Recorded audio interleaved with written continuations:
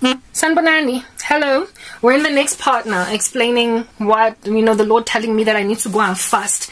Now, that story that I just gave you guys with MTN, look at how, oily I now am. My palm was shining. Some dude once told me I have a big head. I'm like, well, guess what? It has brains in it. That's why. Okay, cool beans and bananas. Anyway. And since here, wait again, I'm gonna slap it until it lands in Antarctica and freezes to death. I don't know why it's not leaving the room fast enough, you guys.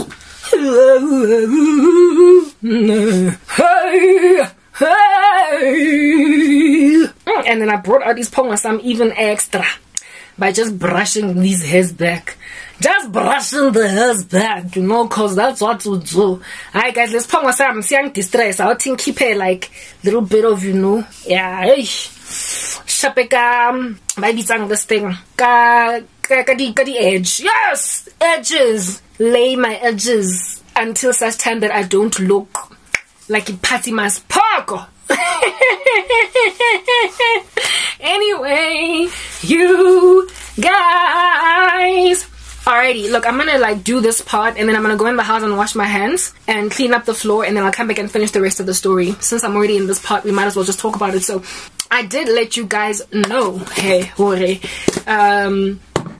that God told me to fast, and I was like, the first beginning of my suffering, I was just always hungry. I even got emaciated. I'm not gonna fast. And the prophets of Baal are the one that keep on scratching themselves with no sacrifice falling from heaven. Man, God, you don't care about me. You're just sitting in your throne over there, priding yourself in the fact that me, I'm suffering, and you just want me to keep on cutting myself with the prophet of Baal. It's a yoke. It's not easy. It's not a burden that is light. You promised it's a burden that is like, yeah, I'm out here mumbling and grumbling to God. And then the Lord is like, Karabo, I did not disregard your fast. It was a holy and acceptable sacrifice to me all those years ago. Neither did I disregard uthandaza kwakho in tongues. I got to a point where I even undermined my tongues, guys. I thought that I maybe had tongues of demons, or I was just blabbing, hey? Saying danampututu the whole time. And it's nothing that is comprehensible, no language that makes sense at all. I got to a point of thinking that I don't have real tongues. And I got to a point of thinking that maybe, it's written in God's word that the prayers of the righteous are a fragrance to the nose of Emmanuel, but the prayers of the wicked are an abomination to him, right? So I was like, am I wicked? Is there something in me that's wicked? Am I not born again? Am I wicked? God, just confirm to me if I'm wicked so I can just get born again already. If I didn't do it, then please, I want to do it. I got to a point where I thought I wasn't saved. That's why my prayers aren't getting answered. Guys, Yazi, yeah, stuff like that. And the Lord told me just izolo, last night when I was lamenting against fasting again. He was like, Karabo, honeybee, Lady Chica, don't be looking at yourself sitting at the back of your mama house in a shack thinking you've been abandoned. Understand, my daughter, you have been kicked out of homes. There was a time when I slept for one night in my car at Wits University, and when I tried to sleep there again for the second night, the security guard basically shone the torch on my AZ and was like, sorry my sister, you can't sleep on campus. And that is what made me go home to basically ask my mom to come back home after losing one of my apartments. I was at loggerheads with my family that much. I still continued to write in my blog, and I still continued to upload videos on my YouTube channel. And because my mom had participated in the mutiny against my life, my whole family, they were like, you either stop writing and you either stop doing videos on YouTube, you stop basically this thing that you call your Christian ministry, or you're gonna find yourself homeless. And I carried on. And lo and behold, I got told, Hamba Puma Pela. At the time, my dad was living in a retirement village of which I had set him up in. And I went there, and he, after a week or two of being with him, gave me attitude and passed me shade. And I was basically facing homelessness. But when I came back, begged, groveled, I had to beg, I had to grovel. I had to madi out of my ears for my mom to let me back in. And she did.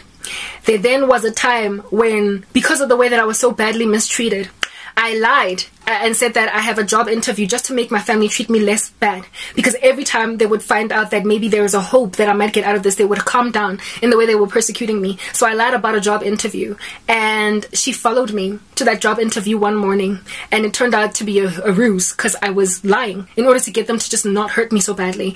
And she literally went into the building with me, only for the staff, of course, there to be like, no, we don't have any garabo on our records for an interview. And when she found that out, she kicked me out for a second time. I then went back to the same retirement village. This time around, she was like, you're not coming back. I was getting abused by my dad in this space, and a whole bunch of old people there that were like, what is this young person doing here? We don't want her. But I had nowhere else to go. I had nowhere else to go. And I nearly found myself homeless this time, period. Do you understand? But my brother died. My brother, who is on the side of my dad. It's my dad's son, not my mom's. And because of my brother's death, my dad needed comfort during that situation. He was shot at a party. He was a gangster in and of himself. So, you know, they carry guns and then one day they shoot each other at a party. This brother of mine, he died. And because of that, my dad needed comfort, any comfort at all, somebody to help him through the pain. So he let me stay. Yeah, those are just some of my experiences. Some. There was a time in my apartment at the William when I ate moldy food. It wasn't moldy food, it was a moldy baked goods. I would sell my things in order to buy flour so I could bake, and that would be all I eat once a day. Remember, I was eating once a day in a fasted state, and I didn't have electricity because my bill was not paid, so it was dark, meaning that when I was eating dinner, I was eating it in the darkness, pitch of night. And these cookies that I had banked in my pantry, and I couldn't put them in the refrigerator because the fridge wasn't working. It was completely dark. Thank God that complex had free Wi-Fi at the clubhouse, so I was able to get internet access all day long. But at some point I had to go back to my apartment, and on top of that, at night, you know, the clubhouse closes. So at night times, I would, just before sleeping, I would then spend I would eat dinner in a dark room, and I didn't know that my cookies had started to go off and mold, and so I ate them. I ate them, and the next morning when I opened the same container, I don't know why I opened it. Something told me to open it because I only opened it at night to eat at night, because I only ate at night, okay? Because I only ate once a day. When I opened them, the whole bucket was molded, and I realized that there was so much mold in there that there's no way that that mold could have happened in just 24 hours, that the food that I ate the night before was moldy, but I didn't see it, so I put it in my mouth. Yeah, I've gone through stuff like that. Eating, there was a time when I was eating, I couldn't even afford to buy all the ingredients that are needed to make a proper dough, like a proper queen's cake, a properly baked good with, like, you know, eggs and vanilla essence, the whole katoot. I only bought salt, a little bit of sugar, and some flour, and I would eat these thin slices of pita bread every night, 1 or 2 of them, trying to spread them out all throughout the month. And in order to even purchase that flour, I had to sell a carpet, I had to sell a TV, I had to sell an ornament, a vase. I literally chose things in my house that I could afford to let go of first, and initially it was things like vases, ornaments, cups and saucers, but then I had to start letting go of valuable things. Like, in order for me to move out of the old apartment, to afford a moving company to move it to storage, I needed what do you call this, and pay storage for like 3 or 4 months in advance. I sold my flat screen smart television. Yo guys, anyway, but to eat, I sold things like vases, the mirrors in my house, little ornaments and what have you, just to eat. And even the food that I was eating wasn't a full meal. It was these little thin pita slices. I was emaciated, guys, and there's footage of that. You've seen it. There are shorts that I did to show you how skinny I was. Yeah, and the light that you're seeing me recording in the back of was all natural, because at night there was no electricity. Yo, alright, next part.